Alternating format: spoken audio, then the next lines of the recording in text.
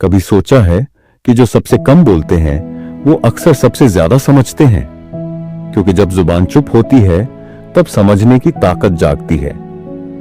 हम ज्यादातर वक्त बोलते रहते हैं, अपनी बातें, अपने तर्क, अपनी भावनाएं जाहिर करते रहते हैं, लेकिन सुनना वो असली कला है।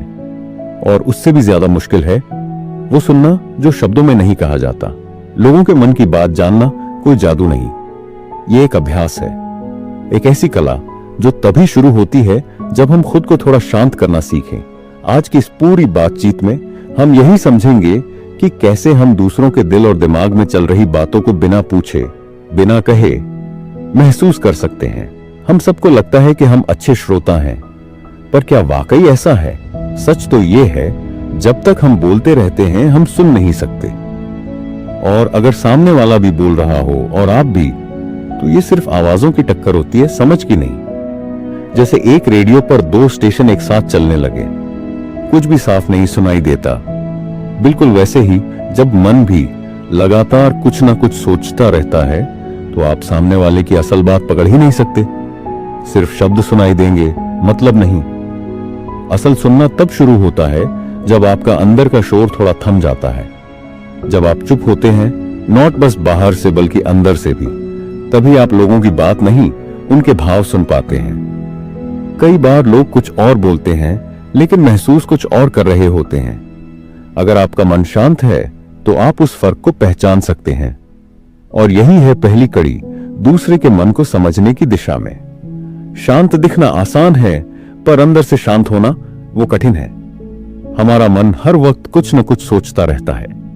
बीते हुए कल की बातें, आने वाले कल की चिंता, कल्पनाएं, अनुमान, सवाल जवाब, ये सब मन का शोर है।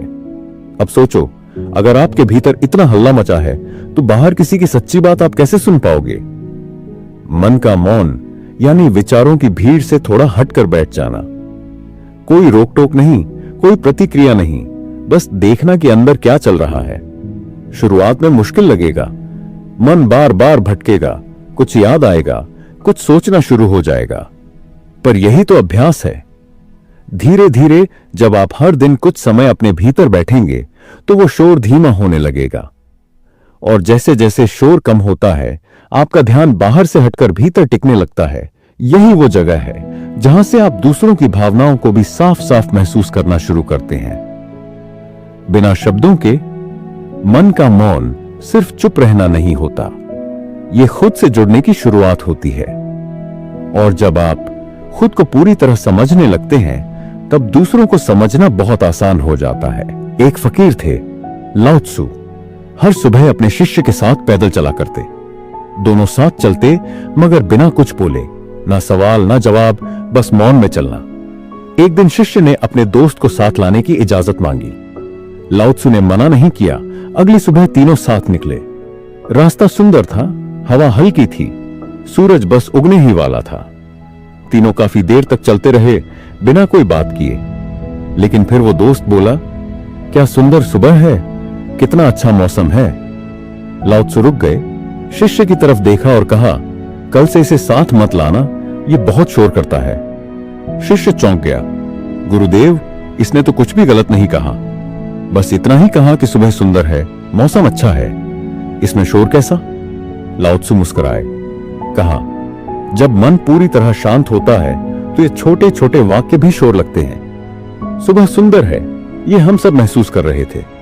मौसम अच्छा है, ये हम देख रहे थे। तो फिर बोलने की क्या जरूरत थी? जब मन शांत हो जाता है तो हर चीज को बिना कहे भी समझा जा सकता है। और जब सब कुछ महसूस हो रहा हो तो शब्दों की जरूरत नहीं रहती, क्योंकि शब्द ध्यान को तोड़ देते हैं। लाओ त्सु की यह बात सीधी थी। मौन सिर्फ चुप्पी नहीं, एक ऐसी स्थिति है जहां हर बात बिना कहे भी कही जा सकती है। अब सवाल यह है, मन को शांत कैसे करें? इसके लिए आपको कोई पहाड़ों पर नहीं जाना, ना ही घंटों आंखें बंद करके बैठना है। बस एक छोटा सा नियम बनाइए, हर दिन कुछ मिनट खुद के लिए रखिए, जहां ना कोई बातचीत हो, ना फोन, ना शोर, सिर्फ आप और आपका मन। बैठने की जगह कोई भी हो सकती है, एक कोना, छत या कोई पेड़ के नीचे। बैठिए, आंखें बंद कीजिए और बस अपनी सांसों को महसूस कीजिए, ना सांस को बदलना है ना कंट्रोल करना है, सिर्फ आना जाना देखना है। सांस आ रही है, जा रही है, धीरे धीरे आपका मन इधर उधर भागेगा। कोई पुरानी बात, कोई चिंता, कोई प्लान, सब आएंगे, लेकिन आपको बस देखना है, उलझना नहीं है। इसे ही बुद्ध ने कहा आनापानसति ध्यान, जहां ध्यान केवल सांसों पर होता है, ना मंत्र ना कल्पना, बस आप और आपकी श्वास।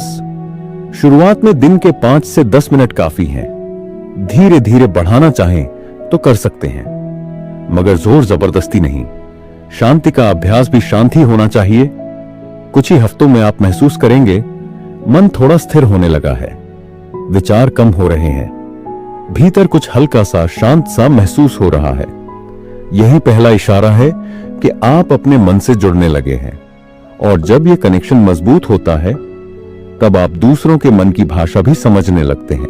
जब मन शांत होता है तो सिर्फ शांति ही नहीं आती, समझ आती है।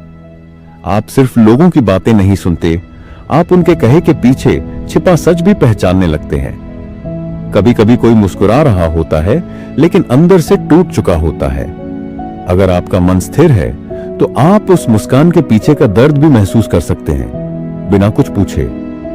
किसी की आंखों में हल्की सी बेचैनी, आवाज में अनजानी झिझक, शब्दों की गिनती में कमी या जरूरत से ज्यादा बात करना, सब कुछ अब आपके लिए संकेत बन जाते हैं। शांत मन वो आईना है जिसमें सामने वाले की सच्चाई साफ नजर आती है।